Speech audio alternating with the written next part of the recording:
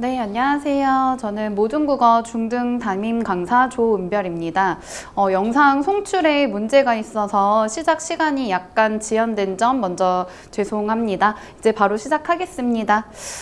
지금 현재 중학교 1학년 학부모님들 제일 고민되시는 부분이 아마 2학기 지필고사일이라고 생각이 들어요. 왜냐하면 이 친구들 대부분 1학기 때는 지필고사를 치르지 않았고 생애 첫 지필고사를 이제 2학기 때 보기 시작할 것이기 때문에 그 부분에 대한 고민이 제일 많으신 것 같더라고요. 제가 상담을 해보니까. 그래서 오늘 제가 이번 여름방학 때 어떤 내용들을 중학교 1학년 학생들을 대상으로 수업을 할 것인지, 그리고 내신 대비는 어떤 식으로 이루어질 것이며, 우리 모든국어 학원에서는 어디서부터 어디까지 이제 아이들을 지도를 해줄 것인지 좀 상세히 말씀드릴 테니까 집중 부탁드리겠습니다. 일단 우리 아이들이랑 저희가 공부를 하면서 좀 여러 가지 많이 느낀 바가 있는데요.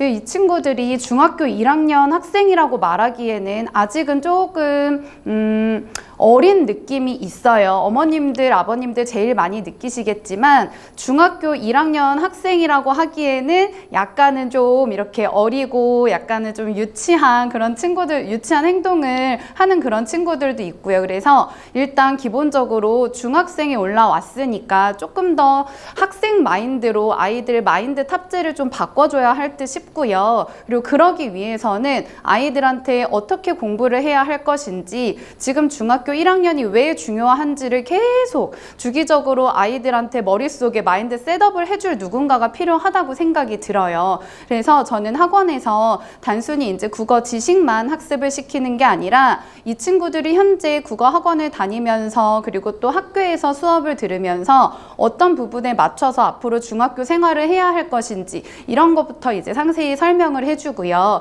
그리고 이 친구들이 그걸 통해서 동기부여를 받아서 조금씩 점차적으로 변해가는 모습을 보면서 꽤나 뿌듯함을 느끼고 있는 요즘입니다. 그러면 이제 그런 인성적인 측면이라든가 어떤 태도적인 측면 플러스 우리 학원에서 어떤 학습 전략을 내세우고 있는지 이런 것들을 좀 상세히 설명을 드릴게요.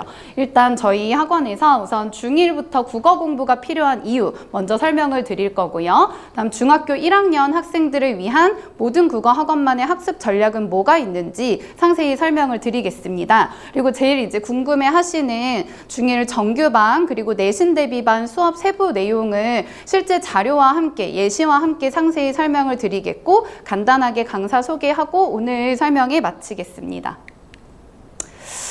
일단 중1 국어 공부를 왜 지금부터 시작해야 하는가에 대해서 의문이 있으신 학부모님들이 더러 계시더라고요. 근데 제가 학부모님들 이제 상담을 해보면 크게 무리가 가는 그런 생각은 아니신 것 같아요. 제가 공감을 하는 부분도 있고요. 일단 이 친구들이 중학교 1학년이다 보니까 아직 학교 생활에 적응하기도 너무 버겁고 그다음에 거기에다가 학원도 너무 많이 늘었고 또 더군다나 이제 학교 자체가 선생님들이 주시는 수행평가나 이런 것만 소화하기에도 너무 빠듯한 일정으로 진행이 되고 있더라고요. 또 거기에다가 이 친구들이 수학이나 과학 이런 다른 과목 공부를 하느라 너무 바빠서 국어 공부를 할 수 있는 여력이 안 된다. 그런 부분들에 대한 걱정이 많으시더라고요. 그래서 제가 이 부분을 어떻게 설명을 드려야 어머님들께서 중학교 1학년 지금 이 시기를 좀 효율적으로 보내실 수 있을 것인가 고민을 해봤어요.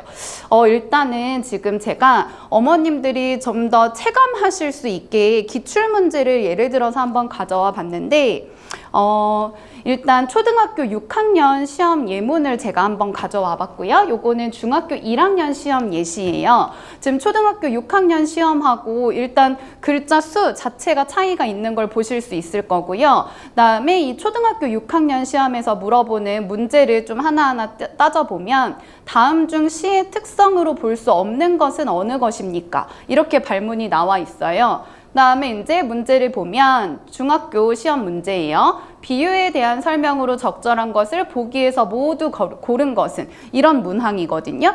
일단 문장 자체가 발문부터 좀 길어진 데다가 무엇보다 이제 반말을 하고 있죠. 이 친구들이 이것도 좀 어색해 하더라고요. 그다음에 이 시의 특성에 대해서 굉장히 직관적으로 그리고 한눈에 의미를 파악할 수 있게끔 아주 짧은 문장으로 나열이 되어 있습니다.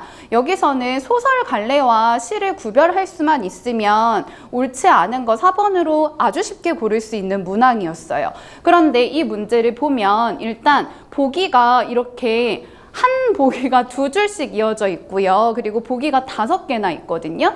그래서 이 문제 같은 경우는 비유에 대한 개념을 제대로 숙지를 하고 있는지, 그리고 비유어가 가진 특징이나 효과는 무엇이 있는지, 그리고 실제 비유에 쓰이는 이런 은유법과 같은 비유의 종류는 무엇인지, 이런 것들을 제대로 알고 있는 친구들만이 답을 골라낼 수 있었을 뿐더러, 특히 여기서 하나 더 뭘 알고 있어야 되느냐, 여기 기억에 추상적인 대상을 구체적인 대상으로 표현한다라는 발문이 있는데 이거는 상징에 대한 표현이거든요. 그래서 비유를 완벽하게 이해를 했다 하더라도 이 문제의 정답을 정말 맘 편하게 고르기는 쉽지 않고, 비유에 대해서도 알고 있어야 되고 상징에 대해서도 알고 있어야 되고, 거기다가 이제 모두 고른 것을 선지에서 찾아내야 하는 것까지가 아이들의 몫인 거예요.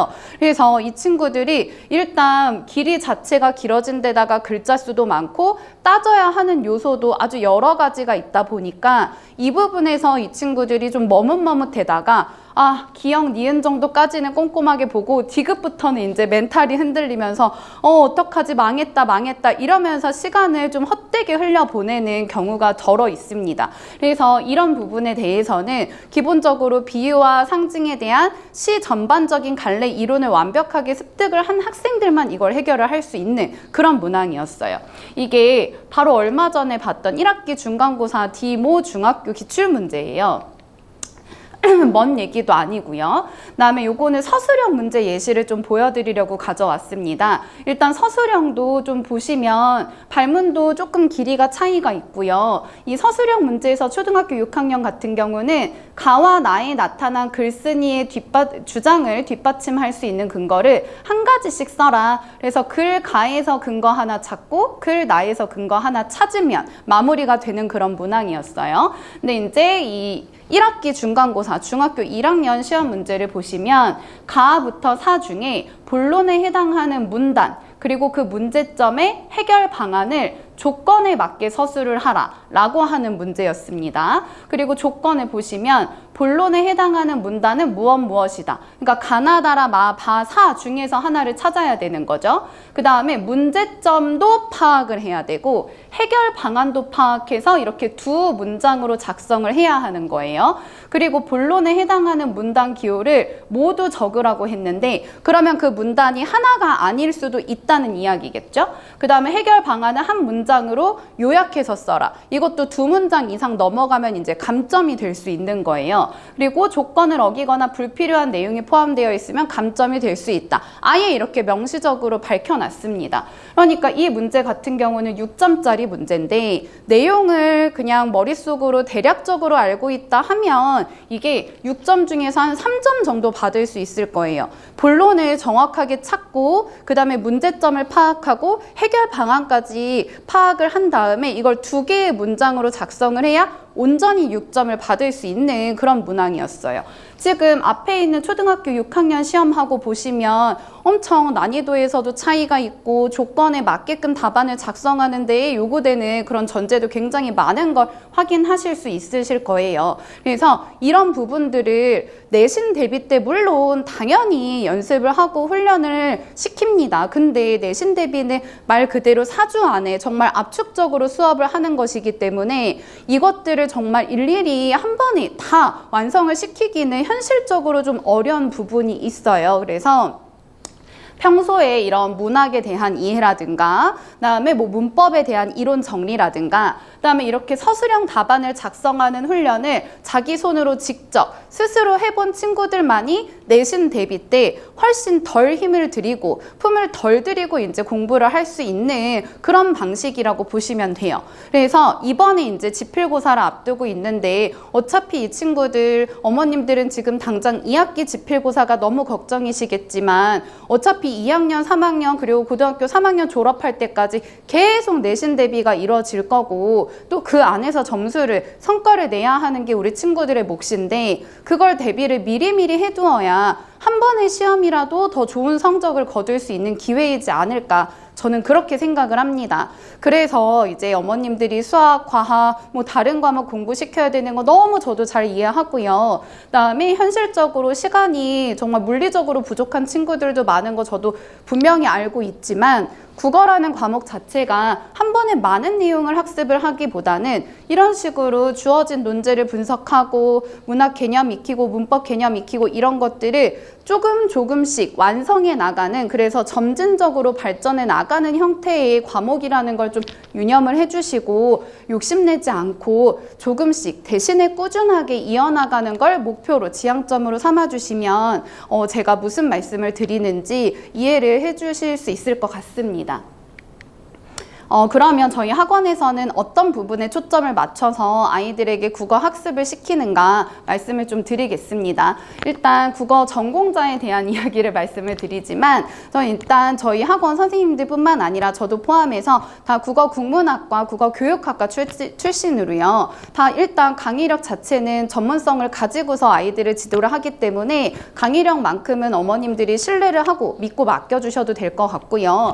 그다음에 노하우의 측면에서도 저도 이제 수업을 시작한 지 10년이 넘었거든요. 그래서 지금 이 10년 동안 아이들 교육을 하고 그 다음에 교육과정이 3번이나 개정이 되면서 어떤 부분이 어떻게 바뀌었고 어떤 부분은 안 바뀌고 계속 중점적으로 아이들에게 요구를 하고 있는지 이런 모든 것들을 파악을 하고 있고 또 학생들마다 성향이 좀 다르지만 그래도 모든 학생들을 제가 10년 동안 많이 가르쳐 와봤기 때문에 그 친구들의 특성이라든가 성향을 잘 파악을 해서 아이들에게 맞는 지도 방법을 적용을 해서 아이들을 한 명씩 놓치지 않고 끌고 가고 있어요. 그래서 이런 부분들은 결국 강의력, 전문성 그리고 노하우 아니고서는 해결을 할 수 없다고 생각이 듭니다. 그리고 이게 또 커리큘럼하고도 연관이 되어 있는데요. 제가 이제 지금은 중학교 1학년 학생들을 맡아서 지도를 하고 있는데 저도 중학교 학생들뿐만 아니라 고등학교 학생들, 고등학교 1학년, 2학년 학생들까지도 다 지도를 해본 경험이 있어요. 그래서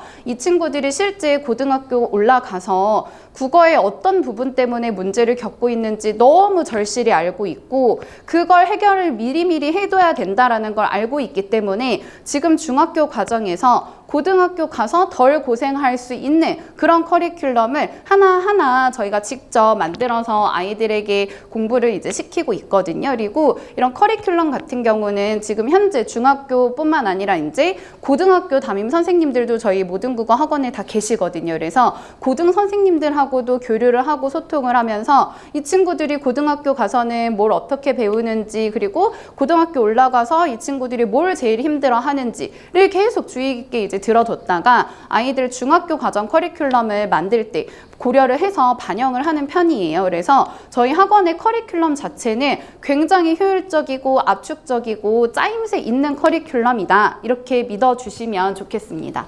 다음 꼼꼼하고 치밀한 학생 관리 이 부분 같은 경우는 다른 학부모님들께서도 굉장히 피드백이 좋은 부분인데 제가 학생들 한 명 한 명 놓치지 않고 지도를 하는데 굉장히 열과 성을 다하고 있어요. 물론 그런 것 때문에 지쳐하는 학생들도 있는데 그 좀 힘든 시기만 벗어나면 아이들이 정말 급속도로 성장해 나가는 모습을 제가 중학교 1학년 학생들을 보면서 더 많이 느끼고 있거든요. 그래서 이 친구들이 지금 아무것도 모르는 학생들이긴 하지만 저는 오히려 그렇기 때문에 지금 기초를 잘 다져주고 지금부터 관리를 좀 시작을 해두면 이 아이들이 나중에는 제가 손을 대지 않고도 알아서 할 수 있는 학생이 될 수 있다라는 걸 제가 이번에 중학교 1학년 학생들 지도하면서 더 체감을 하고 있는 바예요. 그래서 이런 꼼꼼하고 치밀한 학생 관리를 통해서 어머님들이 아이들 이제 관리하느라 너무 짐 빼시지 않으실 수 있도록 제가 좀 도맡아서 지도를 하고 있습니다. 실제 관리는 어떻게 진행이 되는지는 제가 이따 예시를 보면서 다시 한번 설명드리겠습니다.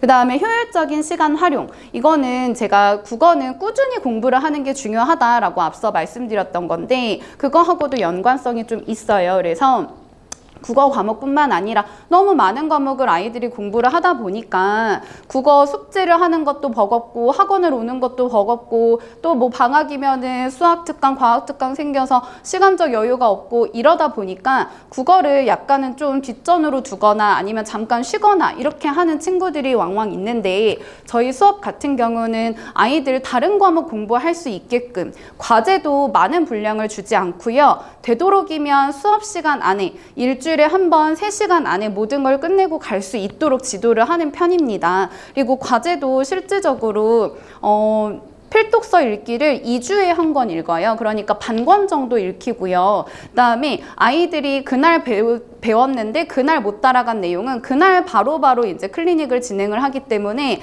따로 국어 과목에 더 시간을 투자할 여력이 없는 친구들도 충분히 잘 적응을 해서 다니고 있습니다. 그래서 저희 학원은 국어만 해라, 국어가 최고다, 뭐 이거는 아니지만 국어를 해야지 다른 과목의 기초를 잡을 수가 있기 때문에 국어는 놓치지 않고 갈 수 있는 그런 환경을 구축을 해놨다. 이 부분을 좀 강조드리고 싶습니다. 일단 저희 학원의 학습 전략은 이 정도로 요약을 해드리고요. 실제 어떤 수업 내용이 들어가는지 상세하게 좀 설명을 드리겠습니다. 일단 읽기, 쓰기, 문학, 문법, 어휘 이 영역들을 다 고루고루 아이들하고 공부를 합니다. 일단 읽기, 쓰기 영역 같은 경우는 비문학 영역별 필독서 읽기를 기본적으로 해서 배경 지식 쌓는 연습을 좀 하고요. 그다음에 필독서와 같은 긴 글을 읽거나 아니면 모의고사 빈출 지문 같은 것들을 읽고 핵심 내용을 요약하는 수업을 합니다. 그래서 읽기와 쓰기를 병행하는 그런 수업 구조가 갖춰져 있다. 그 다음 문학 같은 경우는 중학교 1학년 올라오면서부터 문학의 개념어들이 완전히 바뀌게 되거든요. 이를테면 학생들한테 얘들아 소설의 3가지 요소가 뭐니? 소설의 3요소가 뭐니? 라고 하면 이 친구들이 대부분 인물, 사건, 배경에 대해서 언급을 해주는데 사실 이 인물, 사건, 배경을 왜 자꾸 이 친구들이 헷갈려 하는지 제가 굉장히 의아했어요. 왜냐하면 소설의 3요소는 주제, 구성, 문체거든요. 그러니까 이 인물, 사건, 배경은 어디서 튀어나오는 거냐 이게 좀 의아했어요. 근데 이 인물, 사건, 배경을 중학교, 고등학교 과정에서는 소설 구성의 3요소에서 인물, 사건, 배경을 언급을 해주거든요. 그래서 소설 구성의 3요소도 아니고 소설의 3요소인데 왜 인물, 사건, 배경을 언급하지? 굉장히 의아했는데 제가 최근에 그게 이제 해결이 된 게 초등학교에서는 이야기의 3요소라고 하면서 인물, 사건, 배경을 배우더라고요. 그래서 이 친구들이 초등학교 때 배웠던 내용이 머릿속에 너무 각인이 되어서 어떤 친구들은 고등학교 2학년 학생인데도 인물, 사건, 배경 이걸 이야기하고 있거든요. 그래서 이런 거부터 이제 아이들 초등학교 때 배웠던 게 아니라 중학교, 고등학교 수능에서 써먹을 수 있는, 내신에서 써먹을 수 있는 문학 개념어를 저와 같이 그리고 이론도 같이 학습을 하게 됩니다. 그 다음 많은 문학 작품을 감상을 하면서 아이들이 시는 어떻게 감상을 해야 하는지, 소설은 무엇에 초점을 맞춰서 감상을 해야 하는지 익히고요. 이렇게 갈래 이론을 학습한 걸 적용을 해서 중학교, 고등학교 교과서에 실려있는 주요 작품들을 분석을 하게 됩니다. 그래서 이 문학 같은 경우는 저하고 수업 시간에 분석을 해보고 집에 가서 아이들이 혼자 분석을 해보는 연습을 지금 시키고 있는 중입니다. 그다음 문법 같은 경우는요. 중학교 1학년 학생들 대상으로는 지금 중학교 1학년 1학기, 2학기의 지필고사에 나올 내용들, 문법을 먼저 한번 다 다루었고요. 그런 현대 국어 문법뿐만 아니라 중학교 2학년, 3학년 문법까지도 지금 다룰 예정이에요. 그래서 기본적인 개념하고 원리를 학습한 다음에 암기시키는 것까지도 수업 시간 안에 하고요. 그다음에 기본 문제, 심화 문제 풀이를 하면서 아이들이 실제 익힌 개념을 문제풀이에 적용하는 그런 연습까지도 병행하고 있습니다. 그다음 어휘 같은 경우는 매주 50개의 한자, 관용어, 속담, 한자성어를 암기를 해오고 학생들이 암기해온 걸 가지고 저 학원에 오면 저와 함께 용례를 좀 학습을 해봐요. 그래서 이 단어가 실생활에서는 어떻게 쓰이는지 같이 한번 학습을 한 다음에 간단한 테스트를 실시를 합니다. 그래서 저희 수업이 3시간인데 이 읽기, 쓰기, 문학, 문법, 어휘를 다 해결을 해주는 수업이에요. 아까 제가 효율적인 시간 관리가 가능하고 완벽한 커리큘럼을 저희가 짜고 있다 이렇게 말씀드렸는데 사실 이 모든 것들을 3시간 안에 아이들 1학년 때 다 해주는 게 굉장히 어려운데, 그리고 사실 저도 이걸 하기가 좀 빠듯한 때도 있거든요. 근데 그럼에도 불구하고 어느 하나 놓쳐서는 안 되는 영역들이기 때문에 두루두루 수업 시간 안에 다 지도를 하고 있습니다. 그러면 이제 실제 저희 학원의 입반은 어떻게 하는지, 그리고 수업 내용은 어떤 것들이 있는지 좀 궁금해 하실 것 같아서 말씀을 드리면, 일단 입반 테스트가 제일 먼저 우선순위로 이루어져야 하는 단계예요. 그래서 아이들이 간단하게 이제 입반 테스트를 보면 1% 반, 4% 반 이렇게 반 배정이 나뉘게 됩니다. 1% 반 같은 경우는 고난도 작품, 그 다음에 문법 심화, 그 다음에 좀 어려운 지문을 통해서 국어에 대해서 이 친구들이 좀 자신감을 갖고 국어에 대해서 완벽하게 이제 국어 근육이 생길 수 있을 때까지 탄탄하게 기초부터 심화까지 다루는 수업이라고 생각해 주시면 되고, 4% 반 입반생 친구들 같은 경우는 아직 국어와 관련한 기초 지식도 잘 이제 부재한 상태이고, 이 친구들이 글쓰기도 좀 어려워하고 책 읽기도 좀 어려워하는 친구들이기 때문에 국어 과목도 지루한 과목이 아니라 재밌게 접근할 수 있는 과목이다 라는 걸 아이들한테 좀 알려주고, 이걸 통해서 아이들이 조금이라도 실력이 향상되면 금방 자신감을 갖더라고요. 그리고 이 친구들이 굉장히 이제 순수한 친구들인 게, 조금이라도 자신감이 생기면 그거에 대해서 동기를 받아가지고 더 열심히 하더라고요. 그래서 아이들에게 국어 관련한 모든 글쓰기든 어휘든 문법이든 자신감을 갖추는 데 초점을 맞춰서 당장 내신에서 아이들이 고득점을 얻을 수 있는 그런 수업이라고 보시면 됩니다. 많이 궁금해 하시는 게 실제 입반 테스트 어떤 내용을 평가하느냐 궁금해 하셔서 간단하게 말씀을 드리면, 일단 선택형, 객관식, 그 다음 서답형 이렇게 이루어져 있고요. 서답형은 제가 한두 문항 정도를 제시를 해서 아이들의 문장 구성 능력, 작문 능력도 평가를 병행을 합니다. 그래서 어휘, 문항, 문법, 독해, 앞서 말씀드렸던 저희 국어 수업 안에서 다루는 영역별로 아이들 성취도 기준을 좀 평가를 하는 그런 테스트가 될 거고, 시험은 한 15문항에서 18문항 정도로 좀 문항 수가 많지가 않아서 30분이면 충분히 이제 시험을 치르고 집으로 귀가를 할 수가 있습니다. 그리고 사전 예약을 꼭 반드시 해주셔야 합니다. 저희가 강의실이나 그 다음에 학생 이름 이런 것들을 확인을 해야 해서 입반 테스트 원하시면 무조건 신청을 좀 부탁드리겠습니다. 그 다음에 이제 1% 반에 들어왔는데, 4% 반에 들어왔는데 1% 반에 올라갈 수는 없나요? 이렇게 이제 많이 물어보시고, 실제 저희 학원의 정규반 4% 재원생 친구들도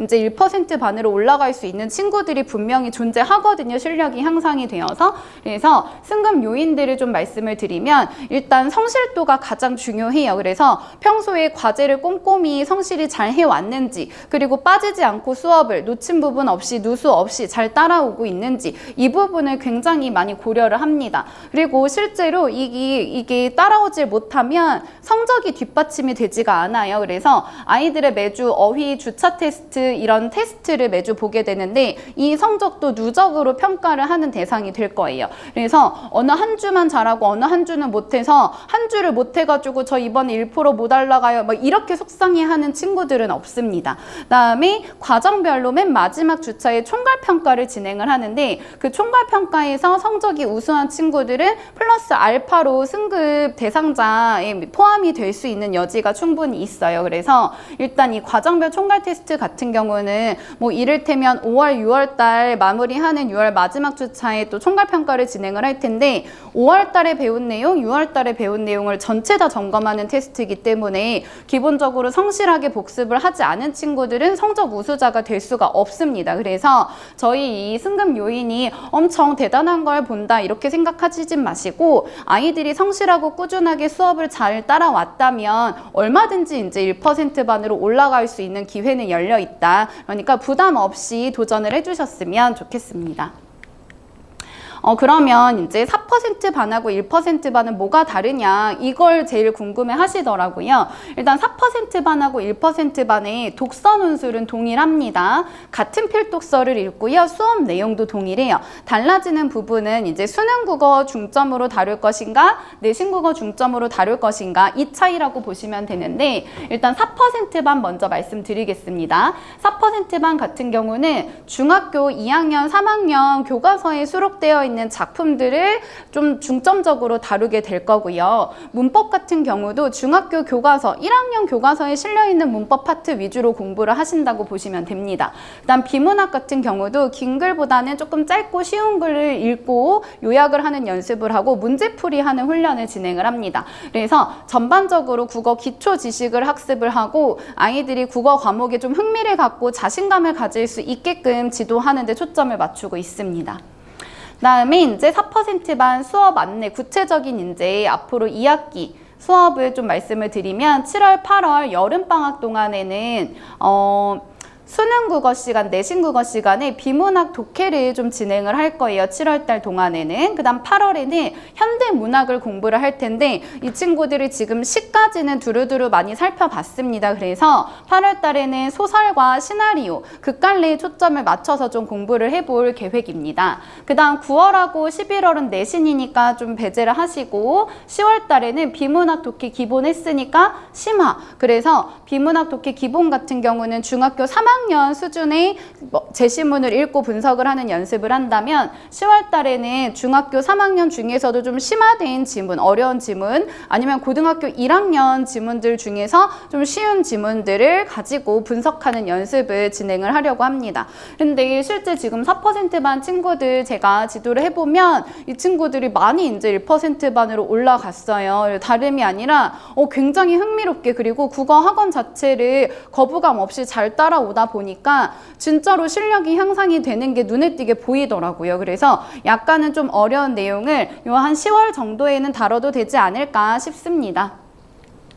다음에 이제 1%반 말씀드리면 독서 논술은 동일하고요. 그 다음 수능 국어 시간에 문학 작품을 이제 좀 더 어려운 작품을 4%반보다는 좀 어려운 작품을 배우거나 아니면 작품의 개수를 좀 더 늘리거나 해서 심화가 이루어진다고 보시면 됩니다. 그리고 현대국어 문법도 중학교 1학년 교과서에 실려있는 문법뿐만 아니라 2학년 교과서 문법도 좀 선행을 할 계획이고요. 그다음 비문학 독해도 진행을 할 텐데 비문학 독해 같은 경우도 고등학교 1학년 모의고사의 기출 지문들을 가지고 분석을 해보고 요약을 해보고 또 문제 푸는 훈련을 진행을 할 거예요. 그래서 일단 기본적인 시스템 자체는 독서 논술, 그 다음에 내신 국어, 독서 논술, 수능 국어. 이 차이는 이제 개략적인 내용이고요. 세부적인 내용들에 있어서 약간의 차이가 있다. 이렇게 보시면 될 것 같습니다. 다만 이제 1%반 친구들은 수업 시간 안에 좀 더 많은 작품, 그 다음에 조금 더 심화된 내용을 다룬다. 이렇게 생각을 하시면 어머님들 이해하시기 편하실 듯 합니다. 1%반 같은 경우는 7월 달에 비문학 독해 심화 바로 들어가고요. 그래서 고등학교 1학년 기출 지문들 한번 읽어볼 거예요. 그다음에 현대문학 중에서도 수필이나 시나리오가 좀 어렵거든요. 그래서 수필하고 시나리오 위주로 심화 공부를 좀 진행을 할 거예요. 그다음에 10월 달에는 현대국어 문법 심화라고 되어 있는데 중학교 2학년 교과서에 수록될 문법 영역을 좀 미리 다뤄볼 계획입니다. 그래서 여기 1%반도 9월하고 11월은 내신 대비니까 이제 저희가 이때는 정규반 수업은 휴강을 하게 되고요. 그래서 어머님들 지금 보시면 아시겠지만 실질적으로 중학교 1학년 안에 이 친구들이 국어 정규 수업을 꾸준히 들을 수 있는 타이밍이 7월, 8월, 그 다음 10월 이렇게 3개월밖에 없거든요. 11월에 내신 끝나고 이제 12월 들어가면 이 친구들 내신 끝나고 나서 바로 이제 중학교 2학년 수업 시작되거든요. 그래서 중학교 1학년 때 좀 여유 있게 필독서도 읽고 국어 기초 개념도 잡고 심화도 좀 해보고 할 수 있는 시간이 3개월밖에 안 남았다는 점. 이제 그전에는 조금 여유가 있으셨겠지만 이제 그럴 시기는 조금 힘든 시기가 찾아왔다는 점 아마 느끼셨을 거예요. 많이들 궁금하신 게 이제 7월, 8월 달 동안에 저희 필독서 뭐 읽는지 좀 궁금해 하실 것 같아서 이렇게 설명을 좀 드리겠습니다. 일단 처음이 국제분쟁 무엇이 문제일까? 이 필독서를 읽게 될 텐데 이거는 사회 도서인데요. 이 책이 약간 어렵기는 한데 제가 실질적으로 중학교 1학년 친구들하고 필독서 읽고 이야기 나눠보는 수업을 진행을 해보면 이 친구들이 생각보다 사회에 대해서 굉장히 많은 생각과 많은 의견을 가지고 있더라고요. 그리고 그런 분야에 대해서 제가 간단한 화제만 던져줘도 이런저런 이야기도 많이 하고 흥미롭게 접근을 해서 약간은 어려울 수 있는데 이 책을 처음에 한번 읽어보기로 했습니다.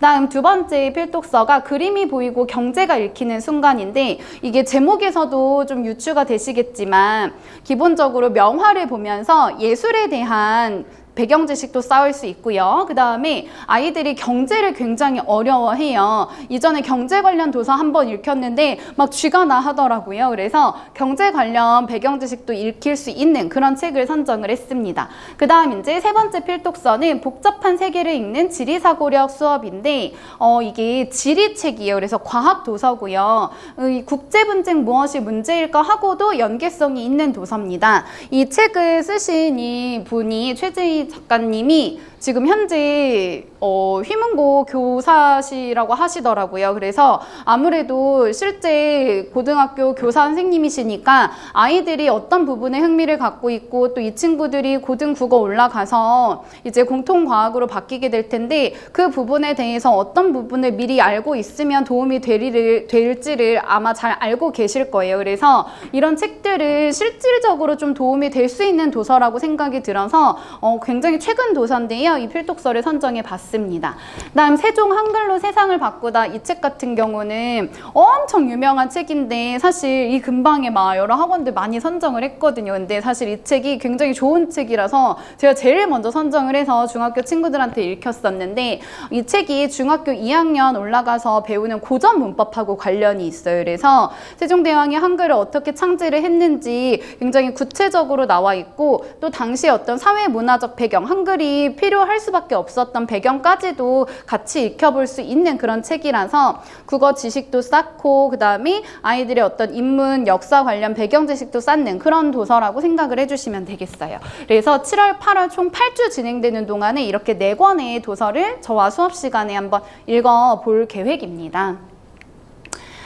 그러면 수업 세부 안내를 좀 드릴게요. 일단 학원에 와서요, 어휘 공부를 먼저 해요. 이 어휘는요, 아이들이 미리 집에서 암기를 해와야 해요. 50개의 단어, 아까 말씀드렸던 것처럼 한자어, 한자성어, 관용어, 속담 요거 외워와야 하고 학원에 와서 그와 관련된 용례를 좀 파악을 해봐요. 그래서 아이들이 실제 그 단어를 일상생활에서 좀 써먹을 수 있도록 좀 아이들이 그래서 어디 가가지고 나 국어 공부 좀 했어 하는 티 좀 낼 수 있도록 설명을 해주는데 뭐 예를 들어서 한자성어 중에 뭐 전화위복이라는 한자성어가 나오면 이제 저 같은 경우는 전화위복이 이제 재앙이 오히려 복으로 다가오는 거야 뭐 이렇게 설명을 하는 경우도 있지만 오히려 좋아 뭐 이런 개념 있잖아요. 요즘 친구들한테 좀 익숙한 그런 상황에 적용할 수 있는 표현으로 좀 바꿔가지고 아이들한테 이해를 시키면 아이들이 그냥 아무런 배경 지식 없고 또 실제 어떻게 써먹어야 되는지를 모르는 상황에서 달달 외우는 것보다는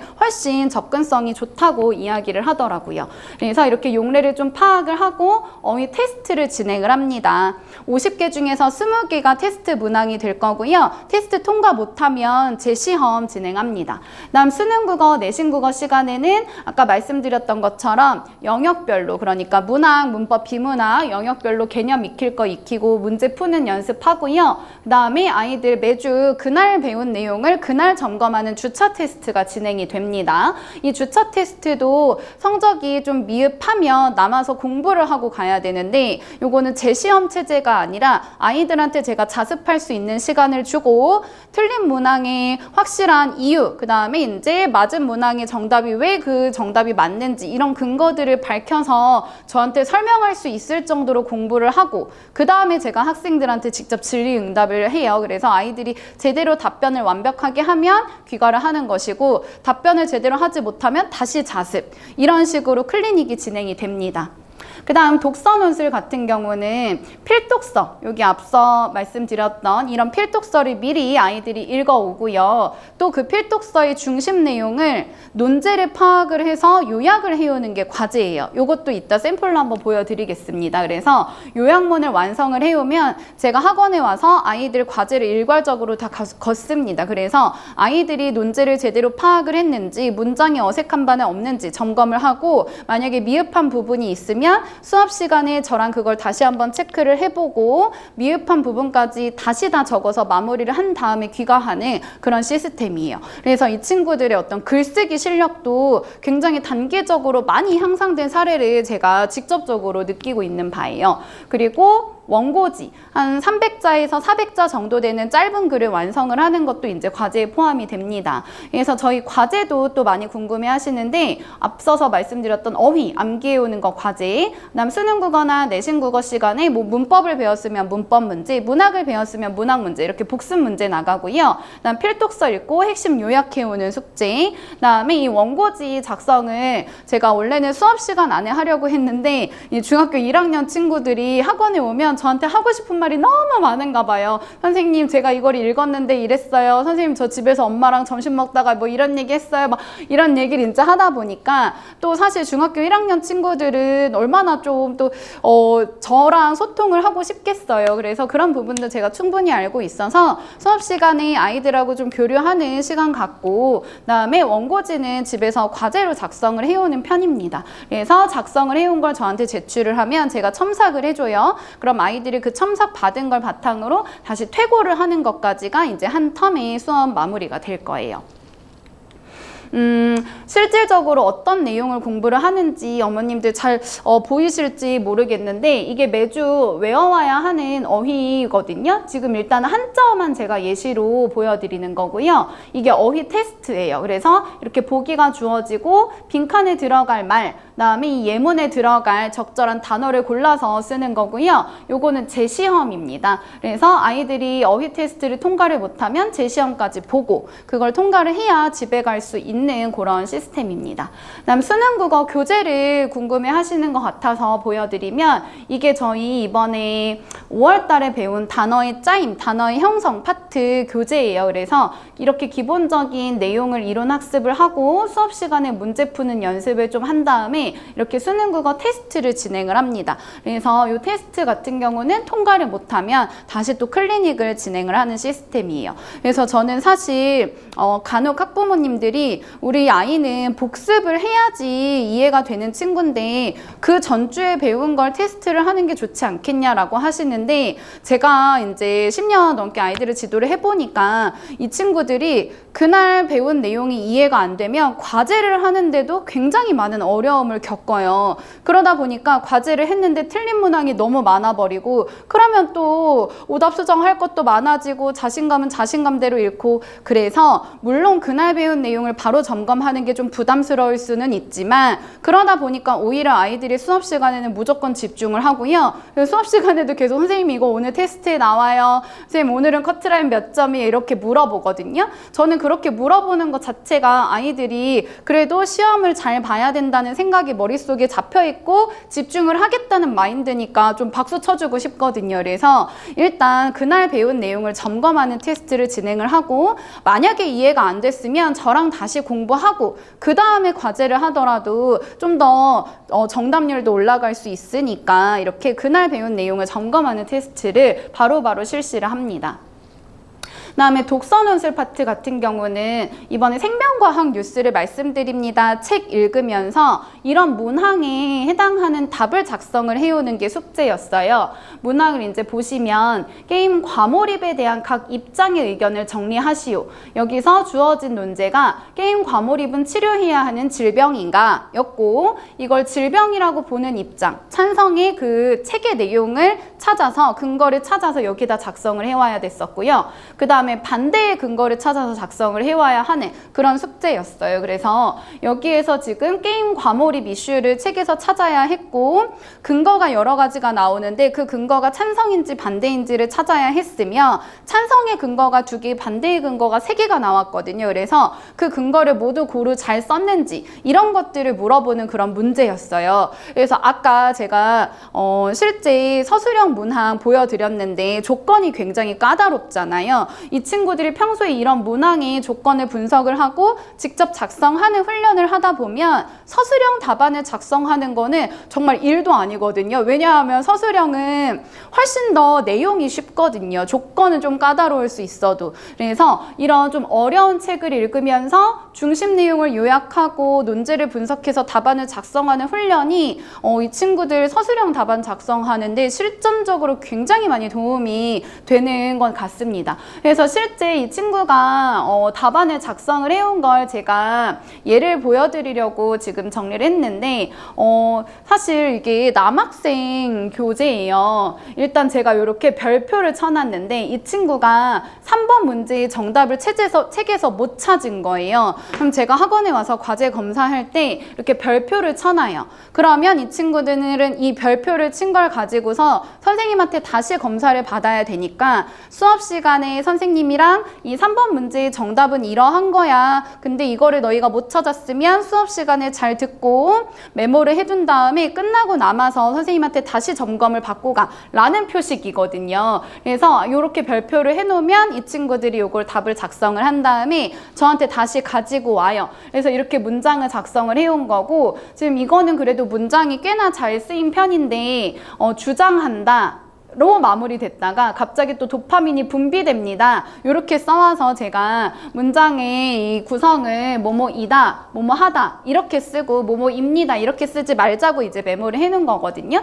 그래서 지금 주어진 논제, 내용적인 측면에서도 제가 점검을 하고요. 문장을 구성하거나 주어 서술어 호응이 어색하지 않은지 이런 것들도 꼼꼼히 따져보기 때문에 굉장히 바로 단기적으로 실력이 향상이 되더라고요. 눈에 띄게. 이 친구도 처음에는 이렇게 뭘 적어야 될지 모르겠다고 했었는데 그래도 한 3주 만에 잘 적응한 편이에요. 그리고 이렇게 별표를 제가 쳐주다 보니까 학생들이 제가 숙제를 검사하고 본인 책을 이렇게 펼쳐보고서 옆에 있는 친구하고 계속 물어보더라고요. 너 별표 몇 개야? 나 2개인데, 나 3개인데, 선생님이 나는 9이라고 써줬어. 막 이런 것들을 이제 얘기를 하더라고요. 근데 사실 저는 그것도 굉장히 중요하다고 생각을 하는 게 이 친구들이 본인이 사실 책을 읽는 거는 누가 옆에서 읽었는지 안 읽었는지 점검을 하기가 굉장히 어려운 부분이잖아요. 그래서 간혹 이제 어머님들이 저희 애는 책을 읽기를 싫어하는데 제대로 읽어가는지 모르겠어요. 이렇게 이제 말씀을 하시거든요. 근데 책을 제대로 안 읽은 친구들은 대번에 이렇게 별표가 쳐져요. 왜냐, 이 정답에 해당하는 답이 한 문장으로 명확하게 나와 있는 게 아니라 여기저기 산재되어 있거든요. 그래서 책을 꼼꼼히 읽어야지만 그 근거 여기서 봤었는데 다른 거 하나 더 있었는데 이런 연속적인 그런 생각이 가능하고, 그래서 뭐 근거가 2개였는데 하나만 찾으면 제가 별표 쳐서 다시 써오라고 하거든요. 이제 이게 아이들이 다 적응이 되다 보니까 선생님이 엄청 꼼꼼히 보시는구나. 그러면 이왕 하는 거 한 번에 해서 끝나고 남는 일이 없게 해야지. 이렇게라도 이제 좀 강제성이 적용이 돼서 좀 꼼꼼하게 숙제를 해오는 편이에요. 그리고 저도 이렇게 꼼꼼하게 아이들 숙제 해온 걸 점검을 하니까 훨씬 더 빠르게 실력이 향상되는 게 보여서 굉장히 기특하고 대견하더라고요.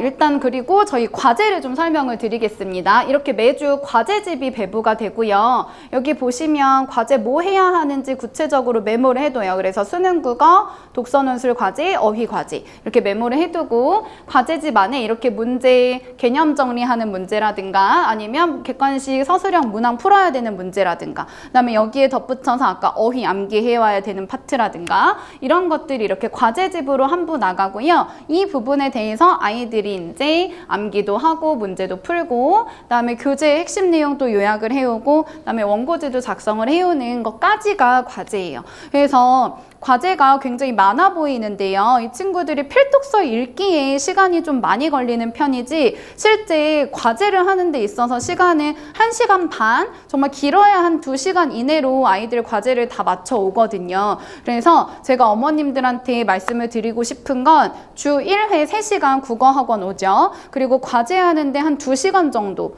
그래서 일주일에 5시간만 투자를 꾸준히 지금부터 고등학교 때까지 물론 고등학교 올라가면 국어 공부 시간 더 늘리긴 해야 되겠지만 적어도 중3 때까지는 요 5시간만 투자를 하시면 고등학교 가서 국어 때문에 스트레스 받으실 일은 없으리라고 제가 장담할 수 있습니다. 그래서 요 5시간만 좀 보장을 해주십사 부탁드리겠습니다. 요거는 아이들 과제 해온 거 제가 점검한 건데요. 이런 식으로 아이들이 오답을 다 이유를 밝혀서 와야 돼요. 그래서 이 밑줄 친 부분에 있는 이 상식을 뒤집는 내용이 선지에서 뭐가 어디에서 나타나는지 그 이유는 뭔지 뭐 이런 것들을 메모를 해와야지만 집에 갈 수 있는 시스템이고요. 그다음에 요거는 아이가 작성을 한 원고지인데 저희 원고지 같은 경우는 아이들의 어떤 의견, 아이들의 주장 이런 것들을 궁금해하는 글쓰기를 하진 않아요. 이렇게 아이들한테 개요를 줍니다. 그래서 구성을 아이들이 따로 하지 않아도 되게끔 그래서 중심 문장, 부연 문장, 그다음 문제점 1, 문제점 2 이런 식으로 아이들이 구성을 갖춘 글쓰기를 할 수 있게끔 개요를 제시를 해주고 그 개요에 맞게 300자 정도 되는 짧은 글을 완성을 해오는 게 이제 숙제예요. 그래서 제가 첨삭을 해놓은 건데 이 친구는 그래도 잘하는 친구라서 빨간 펜이 별로 없죠. 이렇게 첨삭을 하면 이 반대쪽에 또 빈 원고지가 있거든요. 그 원고지에다가 첨삭한 내용을 반영을 해서 퇴고해오는 것까지가 이제 숙제가 되겠습니다.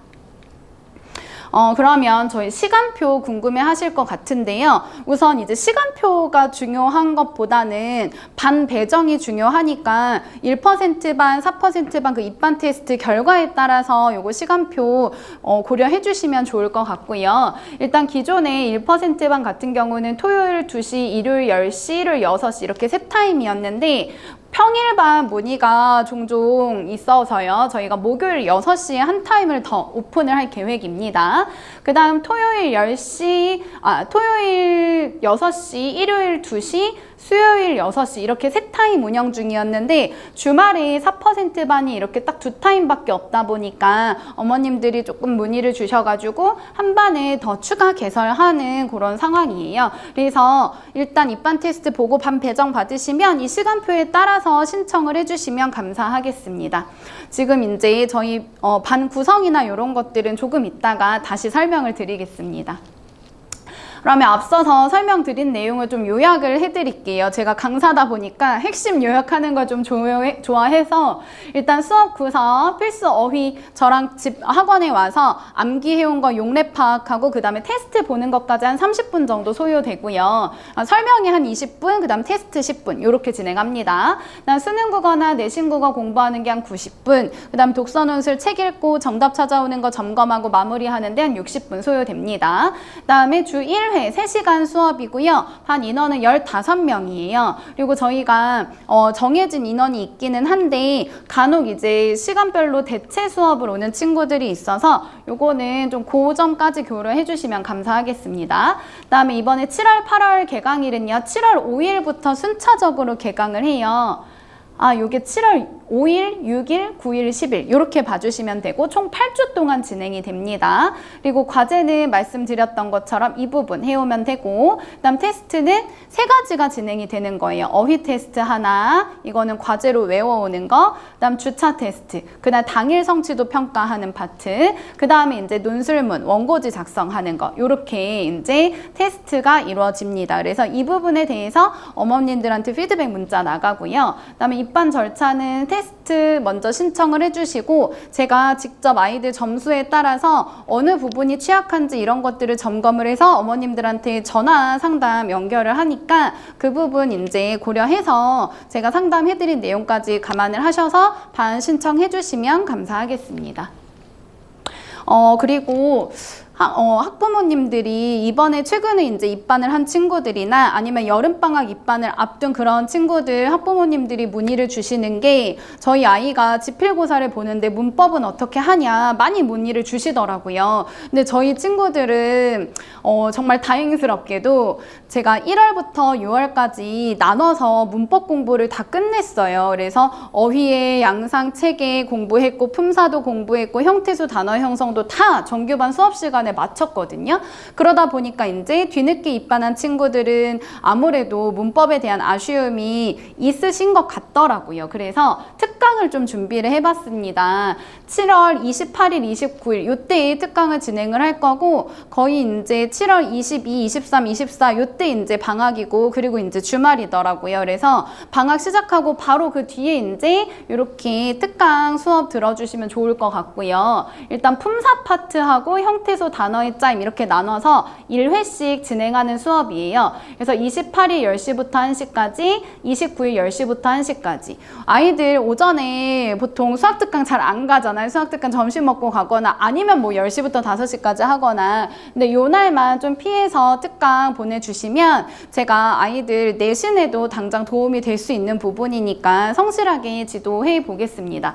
일단 이 대상자는 천재노 출판사, 비상박 출판사, 동아 해냄 출판사는 품사가 2학기에 나와요. 그래서 제가 이렇게 메모를 해둔 거예요. 그래서 천재노 같은 경우는 지금 휘문중, 숙명여중, 개포중, 대왕, 대치 이 친구들은 천재노 출판사 쓰고 있고 이 친구들은 이제 2학기 때 문법 품사 배우는 거예요. 그 다음 비상박영민이 이제 개원중, 중동중. 그 다음에 동아는 이 동네에 없고 신천중 하나 있고 해냄이 이제 도곡중이에요. 그래서 학교별로 출판사를 다르게 선정을 하고 있기 때문에 출판사에서 2학기 때 품사가 나온다라고 하면은 이 특강 도움이 되리라 생각이 듭니다. 그 다음에 형태소와 단어의 짜임 파트는 2학기 때 들어가 있는 학교들이 대부분이에요. 그래서 천재정, 천재노, 그 다음에 비상 박현수, 그 다음에 미래인, 신, 동아, 해냄 뭐 이런 애들이 다 포함이 되어 있는데 여기 천재정이 좀 학교가 대청중하고요.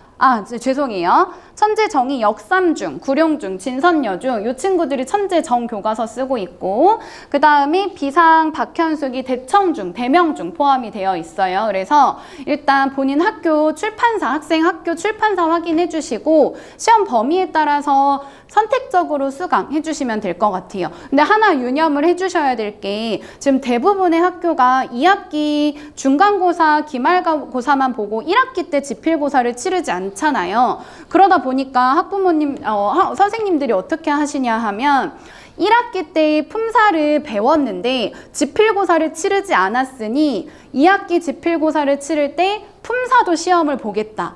이렇게 하는 선생님들이 분명히 계실 거거든요. 그래서 그 부분을 좀 생각을 해주신다면 뭐 품사, 형태소, 단어의 짜임 이걸 다 수강을 해도 그건 문제가 없을 것 같습니다. 이거는 정규반하고 별도로 운영되는 반이라서 신청을 해 주셔야 되고요. 일단 저희 정규반 6월달까지 들었던 친구들은 수강이 불필요합니다. 그래서 3월하고 5월에 문법을 배웠기 때문에 3월, 5월 수강자들은 이걸 따로 들을 필요는 없을 것 같습니다. 그다음에 일정이 약간 뭐 변동될 여지가 있기는 한데 뭐 크게 뭐 문제가 있지 않는 이상 거의 이 상태로 진행이 되지 않을까 싶습니다. 그래서 특강 신청 원하시는 학부모님들은 지금 신청을 해주시면 너무 감사하겠습니다. 그리고 사실 어머님들이 제일 기다리신 시간이 지금 이 시간이 아닐까 싶은데 저희 내신 수업은 어떻게 진행되는지 좀 세부적으로 안내를 드리겠습니다. 일단 4주간 수업을 진행을 하고요. 한 번 총정리 직전 보강 수업이 진행이 됩니다. 그래서 이 4주 동안 시험 범위에 해당하는 모든 진도를 나가고 뭐 문제도 풀고 모의고사도 보고 합니다. 그리고 시험 전날에 마무리하는 총정리 수업을 진행을 해서 5회 수업이라고 보시면 되겠어요. 이것도 3시간 마찬가지입니다. 직전 보강만 2시간이에요. 그 다음에 저희 자체 제작 교재 사용을 할 거고요. 진도 교재, 문제 교재 이렇게 2종으로 나가는데 저희 교재 퀄리티가 굉장히 좋아요. 제가 정말 피땀 흘려서 만드는 교재인데 그냥 교과서만 따온 게 아니라 교사용 교과서나 교사용 지도서 이런 것들을 참고를 해서 학교 선생님들이 무엇을 이제 보고서 수업을 하실지를 저희가 알고 있기 때문에 수업 시간에 시간에 그런 내용까지도 반영해서 교재를 구성을 하고 있고요. 다음 문제 교재 같은 경우는 과제용 교재로 나가는 한 부 더 나가는 그런 교재입니다. 다음 내신 수업도 주차 테스트 매주 진행이 되고요.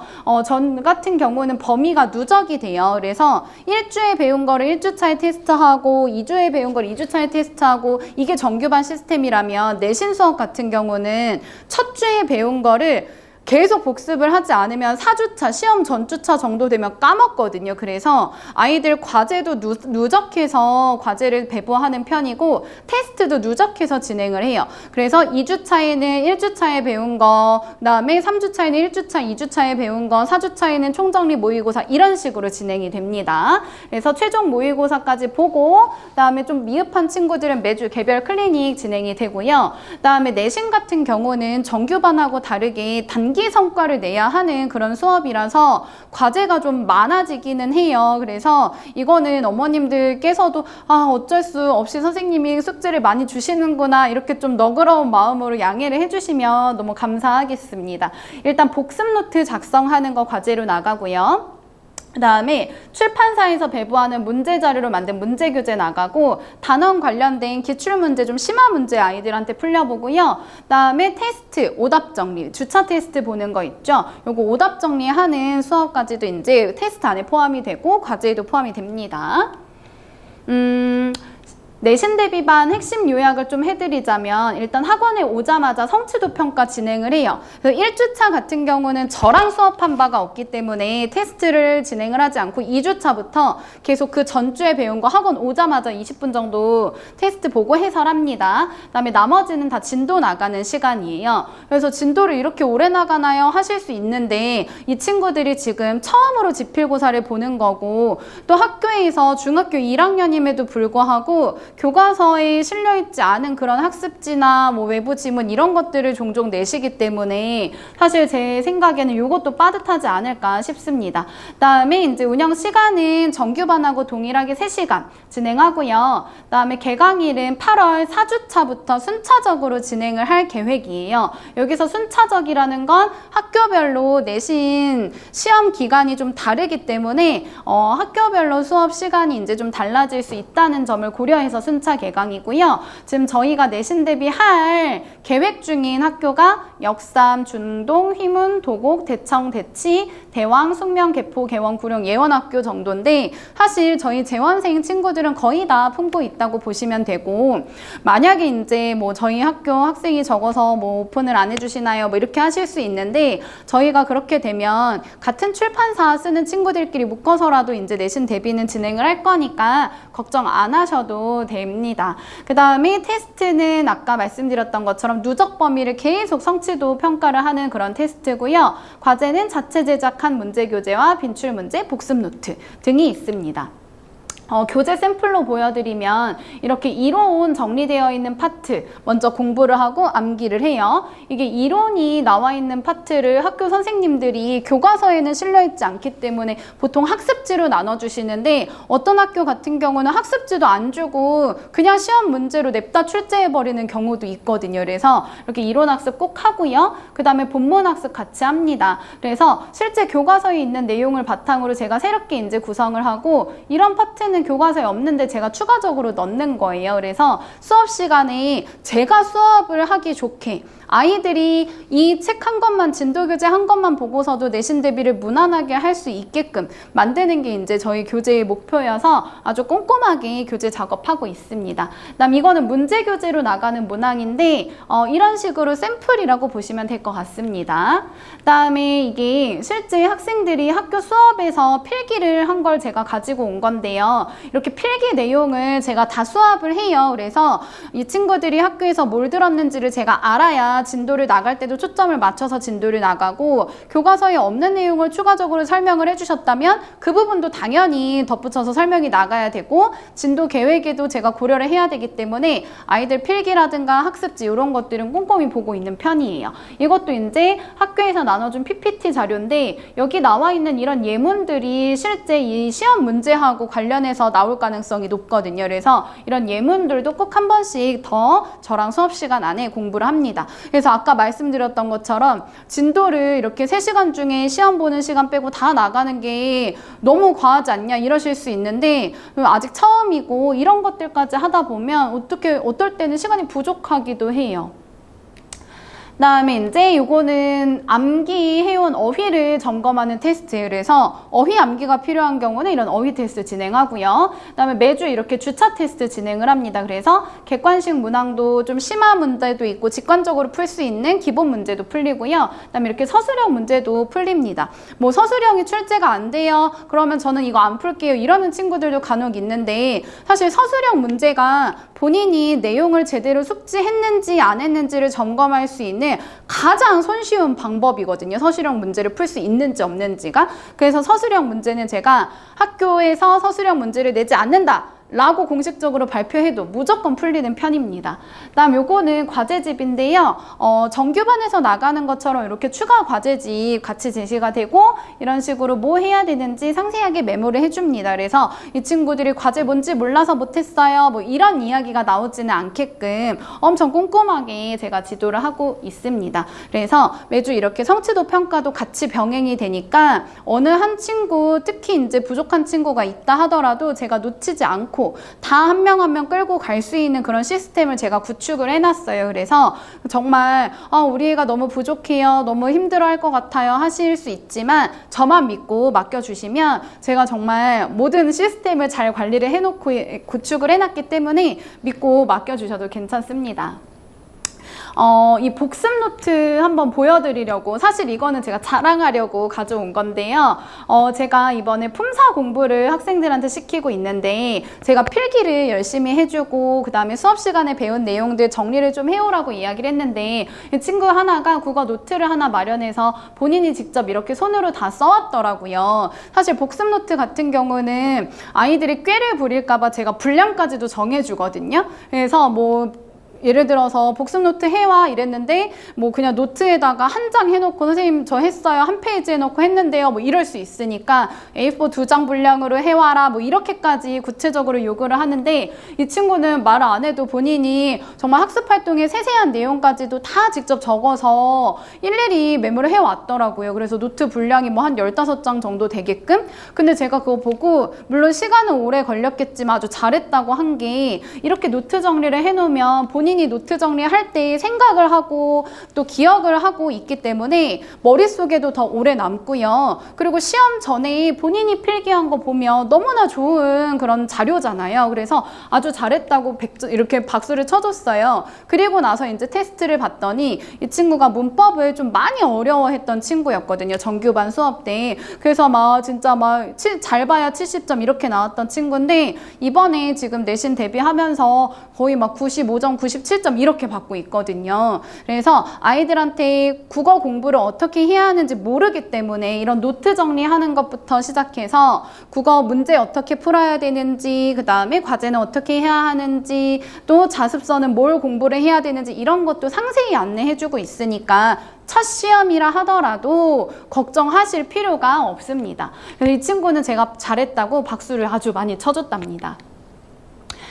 요거는 이제 수업 관련해서 피드백 문자 나가는 거 예를 들어 드리는 건데요. 이게 내신뿐만 아니라요, 어머니. 저희 정규반도 다 이렇게 문자가 나가요. 그래서 학생 과제 어떻게 했는지, 어휘 테스트는 평균 몇 점 중에 몇 점 받았는지, 수능국어 테스트는 평균 몇 점 중에 몇 점 받았는지, 그리고 수업 시간에 수능국어 독서노트 각각 어떤 내용 공부를 했는지, 그 다음에 과제는 뭘 해와야 하는지, 그 다음에 공지사항, 뭐 필독서 바뀌는 거, 요런 것들 문자 넣어드리고요. 그다음 수능국어 시간에 뭐 배웠는지 이런 거 간단하게 메모를 해드려요. 그래서 어머님들이 그냥 따로 우리 아이가 국어 공부를 제대로 하고 있는지 막 궁금하신데 저한테 또 직접 연락 주시기는 좀 부담되실 수도 있고 하시니까 이 문자 상세하게 보시면 이 친구가 이번 주에 얼마나 열심히 했는지, 그리고 다음 주에는 좀 뭘 더 열심히 하면 좋을지 확인하실 수 있을 것 같고요. 또 제가 이제 문의 같은 경우는 저한테 직접 연락 주실 수 있도록 다 휴대폰 번호 직접 제 번호로 문자 나가고 있기 때문에 상담 원하시면 얼마든지 상담 요청해 주시면